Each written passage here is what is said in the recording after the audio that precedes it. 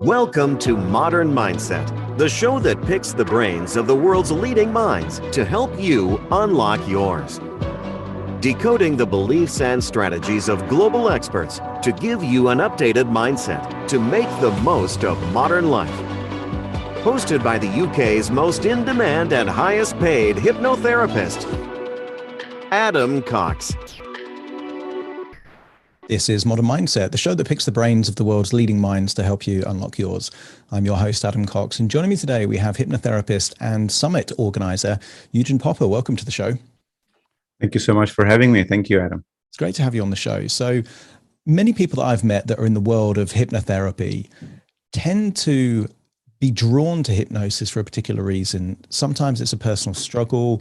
Sometimes it might be they were fascinated by watching stage hypnosis as a child. Was there something in particular for you that kind of captured your imagination and kind of drew you in? Oh yeah, global domination, absolutely. Mind control and all that stuff. I was forever interested and passionate about how the mind works. I didn't actually have a direct focused attention on hypnosis for quite a long time, but I was, like I said, very passionate and interested and curious about the workings of the mind. And so I studied a lot of Eastern traditions, meditation, yoga, and stuff like that. And then when I was around 20 something, I forget now exactly how old I was at the time, I got started with NLP, and that was very interesting, psychology. And from there, I segued into hypnosis.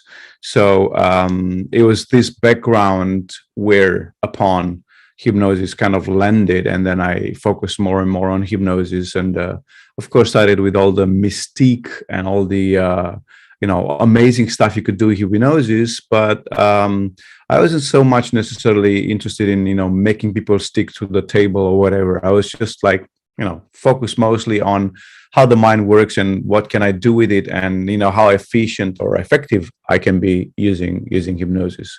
So that's kind of how I got started with it. Yeah, there is a huge overlap, almost like if there's a Venn diagram between kind of self-improvement and hypnosis, it does overlap quite a bit, because there is something fundamental about hypnosis which taps into this idea that we're only tapping into a certain proportion of our potential, of the capability of the mind, and hypnosis at some level seems to offer a clue or hope that we can kind of tap into more of who we are, might be more resourceful, more effective, whatever it might be.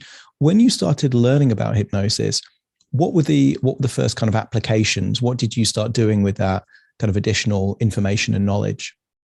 I was really, like I said, I got in contact with hypnosis during a NLP training where they're talking about the Milton model.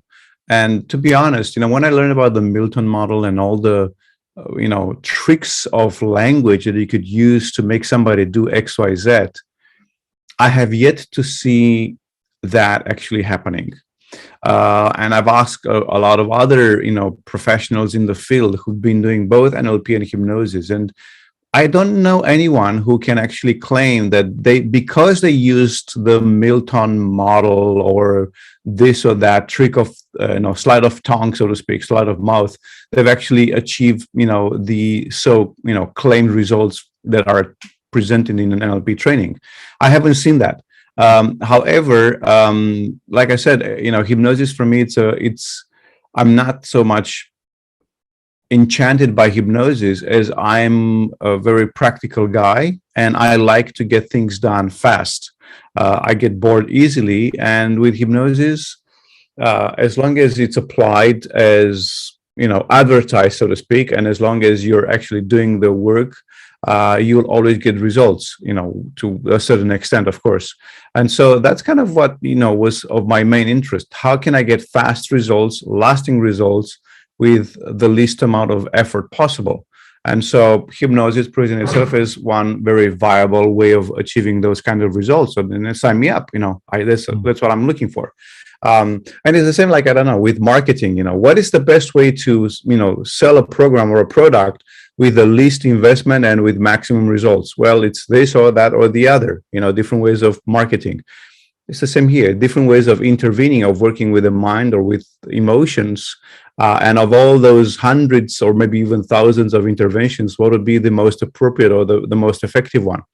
And then hypnosis is right there at the top among others. Now, it's not the only one, but it's among the top ones. And I think it's worth mentioning that, hypnosis, particularly the point where Bandler and Grinder were kind of exploring the different kind of models and kind of almost kind of codifying the very kind of weird and esoteric world of therapy at that point. But at that time, psychodynamic therapy was the dominant therapy at that point, which didn't really have an emphasis on results. And I think what Bandler and Grinder kind of brought to the mix is try and figure out what actually produces, results in these kind of environment. I think you're right, though, in terms of the Milton model, that is very difficult to kind of prove or define. If you've got embedded commands, if you've got, phonological ambiguities, the average person is just going to, yes, you might create a bit of confusion, but does that actually contribute to some kind of an outcome there?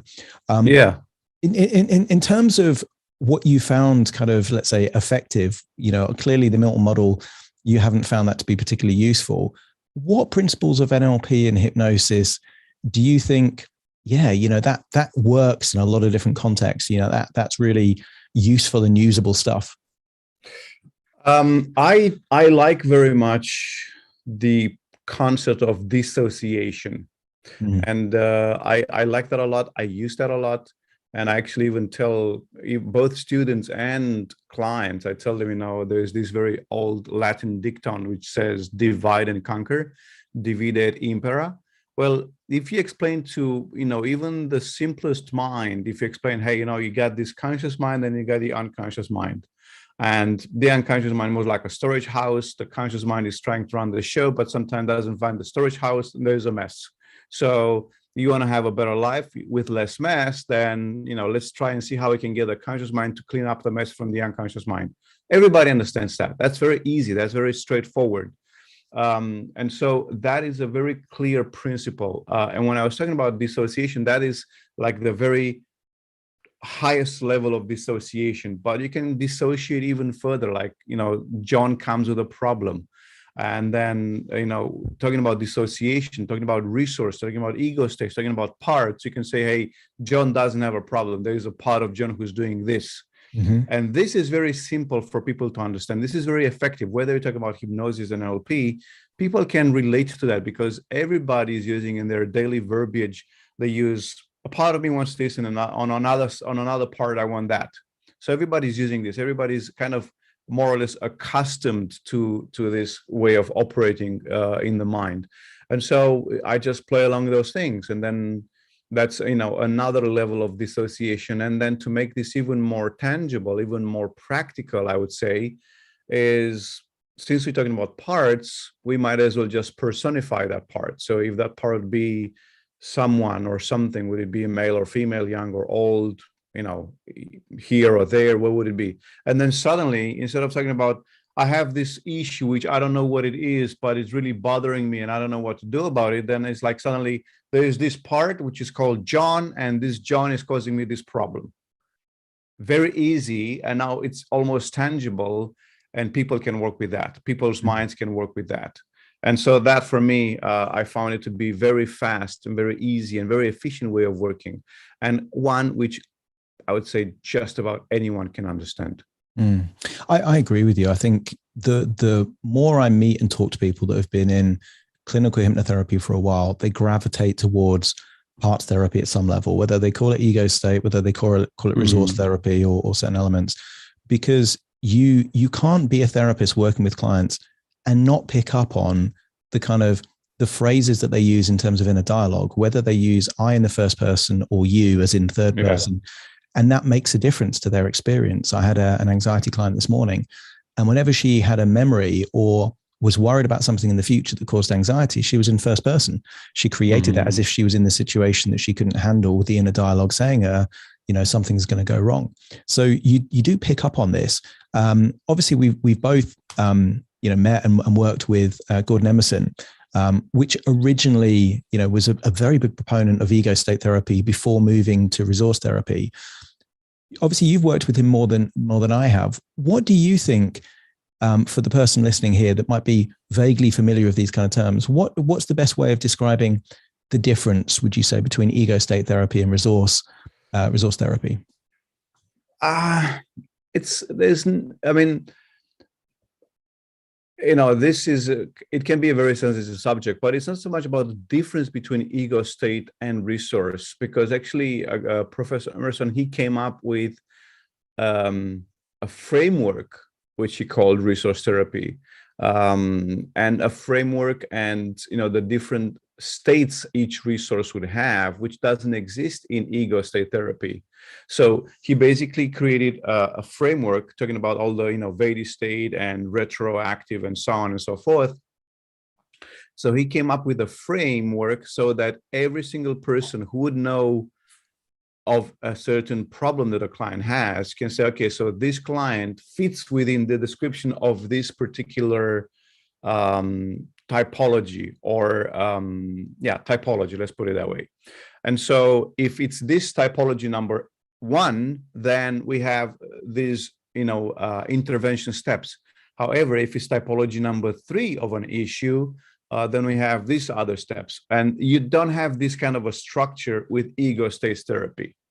And another reason, as far as I know, for which Professor Emmerson actually moved on from ego states to resource therapy, is because he actually wanted to reach out to more people, and to train with ego state therapy. To train with ego state in the ego state methodology, so to speak. It's actually very restrictive. You have to be a psychotherapist, you have to have a degree in hypnotherapy, and then you have to have done XYZ stuff, and very, very restrictive. It's like not a lot of people can actually train in that stuff, and that is not okay, if you ask me. And that's very tributary to an old way of thinking, kind of archaeological way of thinking, archaic way of thinking, I would rather say.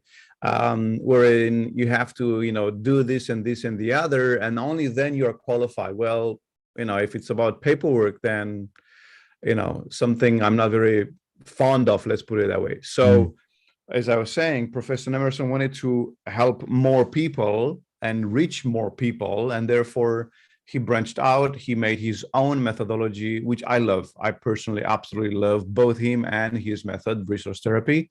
And I always, advise anyone who is interested in working with themselves or with clients to go and study and learn how to apply resource therapy. So I think, that's one way. That's probably a long-winded answer, but that's my answer. Yeah, no. In summary, there, it's more democratic. It's designed to be used by more people, which I think is a very, good thing. And when I spoke with him, it also seemed, there was certain kind of assumptions built around ego state therapy, that it is in some way, a trauma response, and whereas actually, there are lots of parts that don't need trauma to be created. They're just useful for a particular part of your life. And I think it's a much more empowering, positive way of looking at kind of different kind of subpersonalities and kind of parts in your subconscious. And at the end of the day, it's a model. It's if it's useful, it's helpful, and if it isn't, it doesn't. But it certainly seems helpful. Yeah, exactly. And even more so, I would say, for each model, a model, to a certain extent, a model can be a cookie cutter. And my question is always, what are you paying more attention to, your model or your client? On what basis are you working on? What is the crux of your intervention? And I know people who were complaining that clients bailed on them, and clients, they literally said, client gave up the therapy.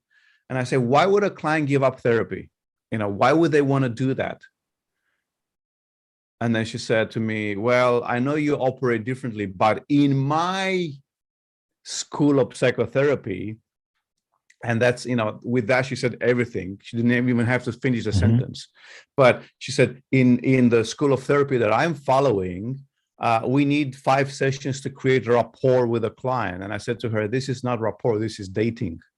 This is, you create rapport in seconds. But what she was saying there is that she was projecting her model onto the client rather than having absolutely. A it's like I said to her, if you have a problem, if you have a toothache and you go to the doctor, you don't go to the doctor for 5 different sessions with no intervention on your tooth, but you go there 5 times just to create rapport with the doctor. You go to the doctor because he can help you. He doesn't need rapport to extract a freaking tooth. And it's the same thing here. Bentley used to say, if it takes us instant to create a phobia, you can also take an instant to get rid of a phobia. You don't need to have any kind of rapport or anything. You just need to get the job done. And so that is the difference, in my opinion. That's the difference between operating from I'm focused on my model and on my therapy, on my structure, or focused on the client and the client's needs. So when the client comes in, you don't have like one tool or one method or one intervention that helps all of the clients all the time. There's no such thing. There's no one thing that helps everybody. This client can come and I can look into what they say and say, maybe I can work with this client, I can use regression, or with this other one, I can use resource therapy, or with this other one, I'm not using any of those. I'm going to use a third method, depending on the client. It's about the client. It's not about what technique or method or psychotherapy intervention I think I should use. It's what is being requested by the case and the situation and the client in front of me. I'm glad you said that, because I think one of the things that NLP contributed massively to hypnotherapy is this kind of emphasis on sensory acuity, paying attention to the client. And that's one of my bugbears is the people that are too dependent on scripts and protocols. They're paying more attention to what they have in front of them than the client in front of them. And all the information's there if you pay enough attention to it, their tonality, their language, their body language, their nonverbals. It's all there if you pay attention to it. And it's difficult to do that if you're reading a script or trying to remember that protocol sequence that you're following. Obviously, you're known within the hypnosis world as organizing different summits and events and that kind of stuff. And I know there's one that you're working on right now. Do you want to give us a bit of a summary as to what that's all about and some of the speakers involved there? Right. So we just finished the Hypnosis Masters Summit last week. And it was a massive success, I would say. We had over 40 speakers presenting. We had, 10,000 people from all around the world, signing up for that event. Prior to that, we had another one on NLP, and we are going to redo these next year in 2022. But also in the spring, we are adding another event, which is going to be focused on trauma, healing trauma. And again, it's going to be somewhere between 30 to 35, 40 speakers.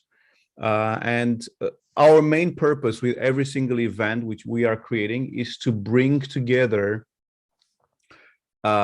professionals who are using or working with certain methodologies, techniques, and apply them to whether you're using this for yourself or with your clients. Anybody can learn something. So the main purpose is to bring knowledge and to educate both general public, but also educate specialists, professionals in how to have better results when working with clients. So again, it's going to be a global event. Like I said, 30, 40 people, speakers from all around the world. Who are going to present different types of interventions, different methodologies. Of course, Dr.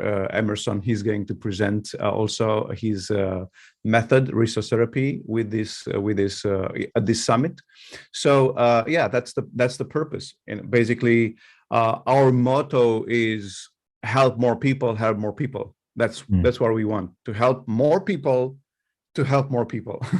Yeah, so by doing so, contributing to having more educated and effective both therapists and better results. Yeah, there's a big emphasis there on results. And prior to COVID, the majority of these kind of summits and events used to be physical things in actual locations, normally in kind of conference suites and kind of big hotels and things like that. And we've seen a big boom of online summits, virtual summits and things like that.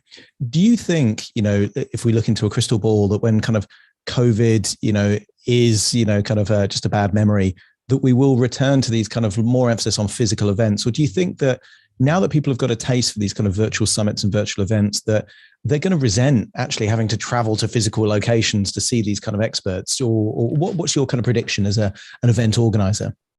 I don't think they'll resent. No, I think people will return, because when you're going to an event, let's keep this in mind. An event, a summit, a convention, whatever you want to call it. You go there to, learn some stuff, but you go there to network, to find more people. And people are social animals. They need social interaction. And, the web is an amazing, fantastic way to interact with people up to a certain point, to a certain extent. And, you can facilitate, human interaction up to a point. When you go to an event, that is actually an excuse to travel. It's an excuse to escape from your daily routine. It's an excuse to find, discover new places, discover new people, like I said, create new connections.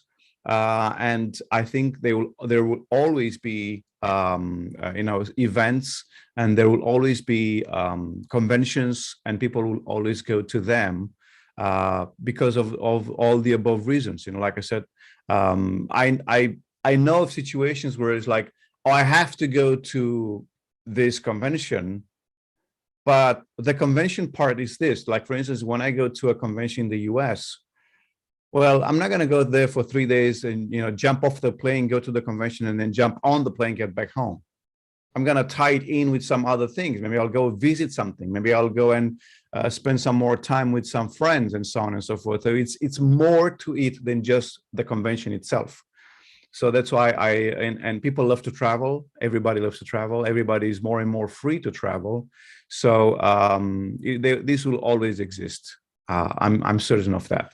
No, I agree. I think there's almost going to be, a new appreciation for the things that we've kind of missed out on the last couple of years, that, you kind of take travel for granted, and it's only when you can't travel that you kind of appreciate, actually, it's an amazing thing to be able to kind of, Sure. go to a different part of the world within a few hours.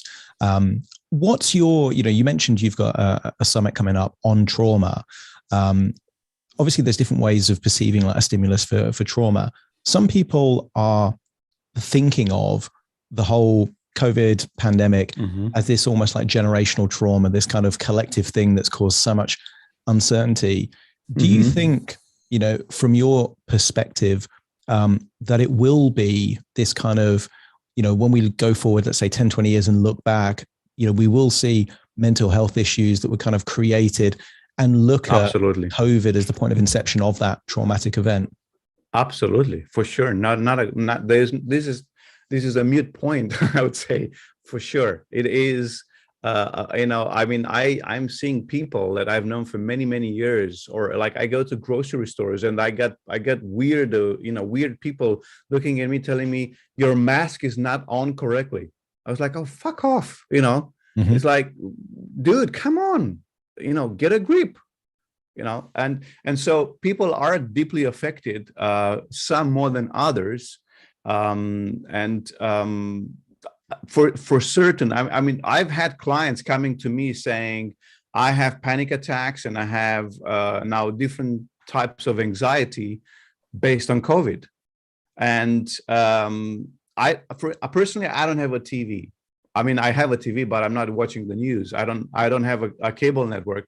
I have a TV to watch Netflix on, not news. Same. I have everybody else around me telling me what the news are. So I don't need to be bombarded every day. But there are people who are, they need to know the news, because if they don't know the news, then the world is going to end and they won't know about it.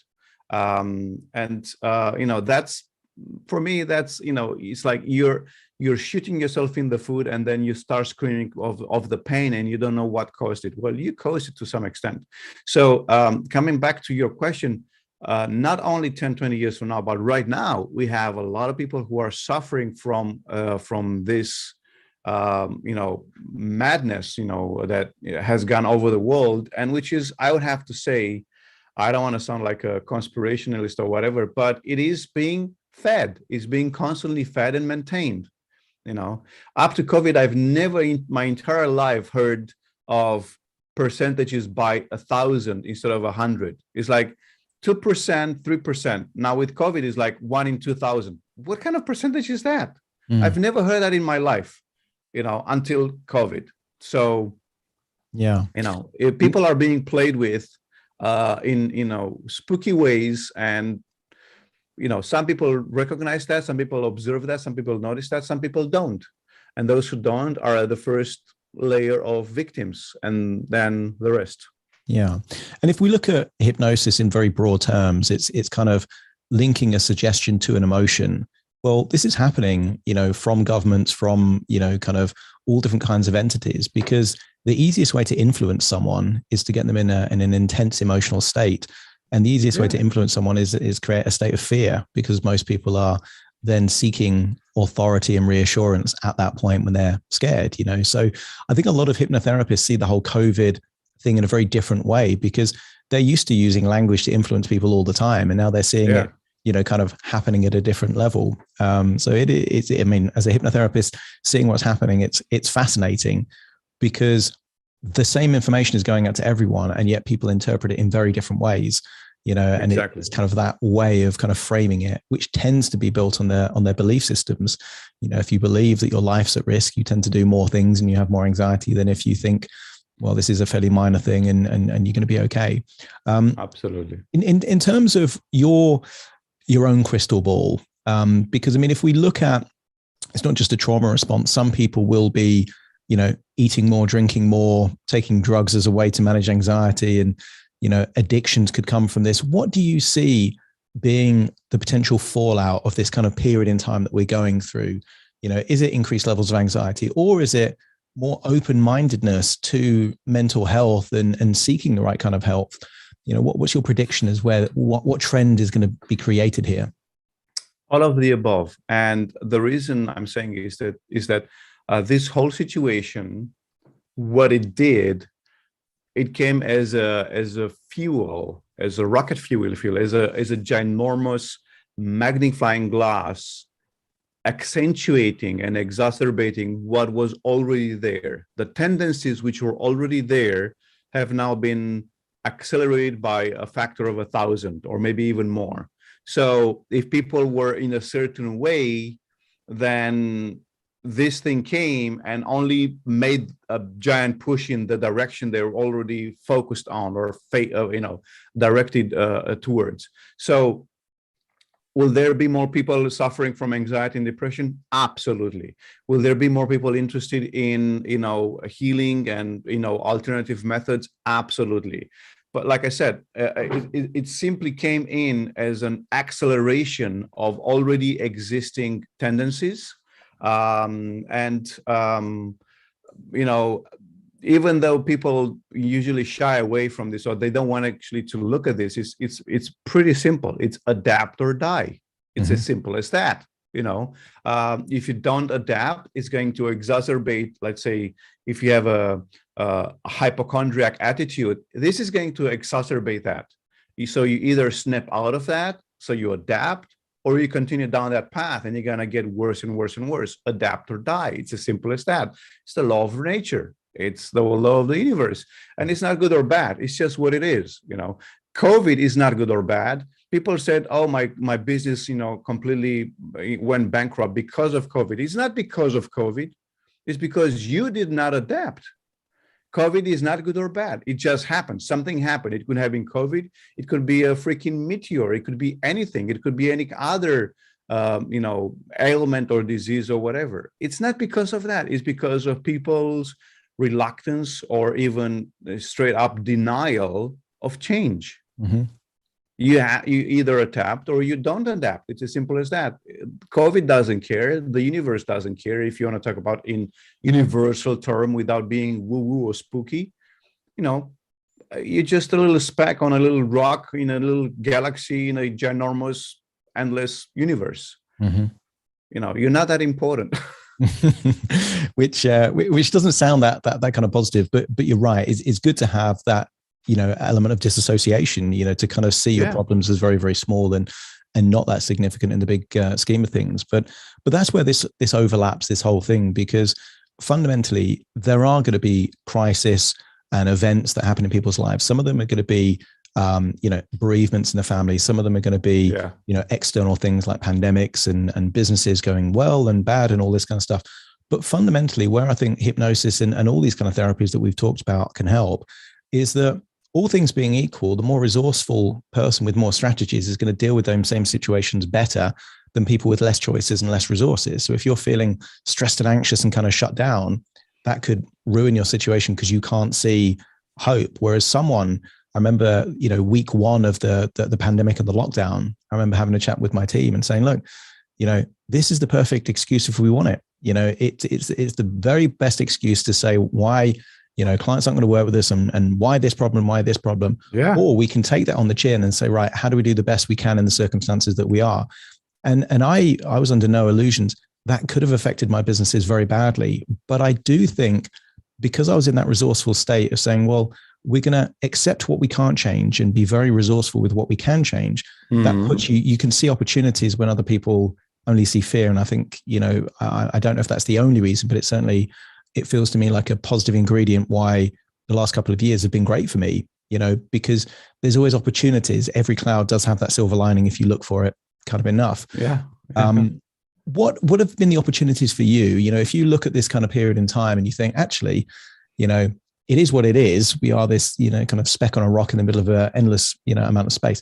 But within that, actually, I've been able to take this and this and make something good of a crazy situation. Absolutely. And, I just want to, before I go to the answer to your question right now, I just want to kind of like circle back around, and my statement about being not so special and not so important and being on a speck on a rock in the middle of the universe, that's not a doomsday vision, not at all. On the contrary, what I mean to say by that is that, and I say this to all of my clients, I say, listen, there's only one reason that is causing the problem that you have right now. And there is only one reason, one cause to everybody's problem. Everybody's problem, number one problem that is causing their problem is they take themselves too seriously. Mm-hmm. So when you stop taking yourself too seriously, when you start to look at it with a little giggle, lo and behold, you will have a completely different vision, which will give you access to completely new resources. Right? If you see it as a problem, then you're going to have those kind of resources. If you see it as a situation or as a stepping stone, then you have different resources, access to different ones. So when I say we are on a little speck on a little planet in a ginormous galaxy, that's like, oh no, your problem is not that big. It's not that important. It's not that difficult. It's just like, I'm going to get a grip, snap out of it, make fun of it, and then you'll get out of it. That's my take on life, at least. No, and absolutely. So, yeah, I can echo with that sentiment. It's that saying, isn't it? Like, don't sweat the small stuff, and it's all small stuff. It's that. Yeah. Kind of perspective. And so, coming back to your question, to your last question now, is like for us, me and my wife, the past 2 years have been the most successful years of our practice. Just before the COVID hit, with a year earlier, we've taken all of our courses and put them online. And so every single course I was teaching over the past 8-9 years, I video recorded it, and I was selling them as products. And I tell everybody, even right now, everybody who's watching this, whatever you do, record it. Whether it's a session with a client, whether it's an online Zoom, whether it's a webinar, whether it's a course, it doesn't matter what it is. Record it, and then you can repurpose it. You cannot repurpose without recording it. So we already had all of these recordings done. And then when COVID hit, I had a ginormous library of stuff, and people were coming in and watching because everybody is watching now content online. Perfect. And then we had plans to do, I don't know how many courses last year. We canceled most of them, actually almost all of them. We canceled them, but canceling them, what did for us is to lower costs, because I was teaching a course, like a 1-week course in a hall. Basically, I have to rent the space. I have to pay catering, water, food, whatever. And, all I have to print out manuals and materials. And these are extra costs for the same training, which I'm doing online. I basically reduce my cost by 50%. Amazing. Yeah. And so and also because I'm doing those trainings online and not offline in a room, I have more students signing up from more locations, from more countries. And so last year we had a training, we had 160 students in one class. Another class we had over 100 students, which we could never put 100 people in a room, but we can put 1,000 people in a Zoom, right? So that's why I said, it offsets the mechanics of it, but in the end of the day, it depends on what you're looking at. You cannot come. It's like before COVID said, "Oh, come to the training. It's gonna be amazing." The connection you have with us, direct questions and answers, the vibe in the room.